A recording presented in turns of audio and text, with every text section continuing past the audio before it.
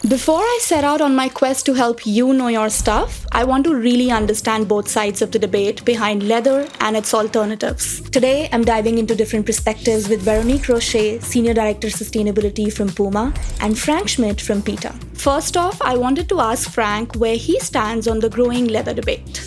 More than 1 billion cows, sheep, and other animals are killed each year for their skins. Cow leather is hugely destructive. It has nearly 6 times the environmental impact of synthetic polyurethane and nearly 10 times of pineapple leather. So that's why choosing vegan leather is better for our planet. Veronique, what do you think on this perspective? It's a nice idea moving to 100% vegan leather, but the reality is a bit trickier. When sourced responsibly, bovine leather is actually a byproduct of the beef industry, meaning that as long as people eat beef, there will be hides. And as Frank explained, hides are the skins of the animals used for leather.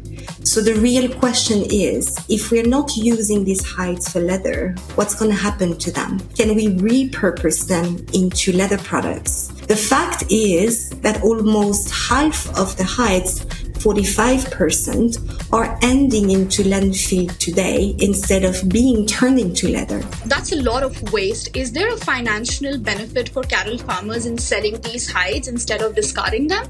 For farmers, 90% of the value of the cow comes from beef and maximum 10% comes from hides. The demand for beef is not going away, meaning that we are going to keep having hides. We are talking about animal agriculture, which is one of the worst environmental catastrophes on this planet. So we have to reduce cattle farming to have more plant-based materials, vegan fibers. It does not create nearly as much destruction for forests, climate, and animals. Thinking about leather alternatives, are there options available today at scale to meet the growing consumer demand for non-leather products? Leather alternative that we see that are in scalable options are made with plastic. And some are recycled plastic, but the portion not made of recycled plastic means that we have to dig up crude oil, which has its own environmental impact. Another thing that we need to consider is the durability.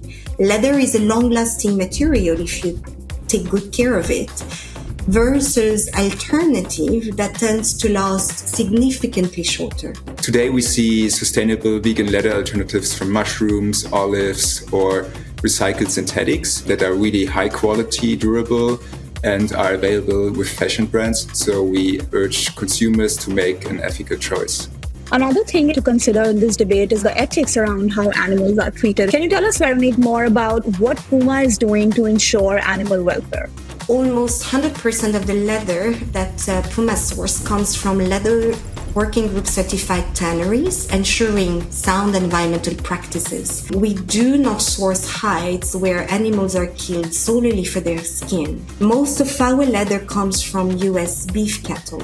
We recognize the issue of deforestation in Brazil, where cattle farming drives rainforest loss. The Amazon is known as the lungs of our planet, and we have to protect it. So to combat this, we commit to only source leather from verified deforestation-free supply chain by 2030.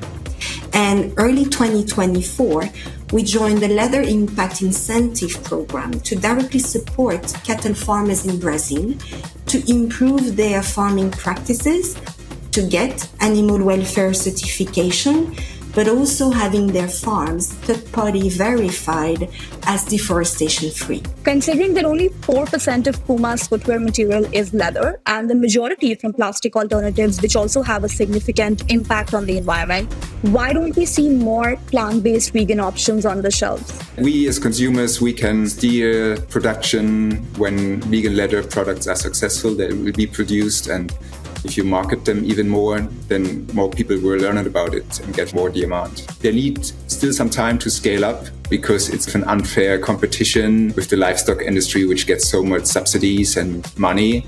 But we as consumers can buy those vegan leather products and create a new path. Next time on Know Your Stuff, I'm traveling to PUMA's archives in Germany to talk with their Vice President of Innovation to discover why PUMA has traditionally used leather in the past and how it's looking into alternatives for the future.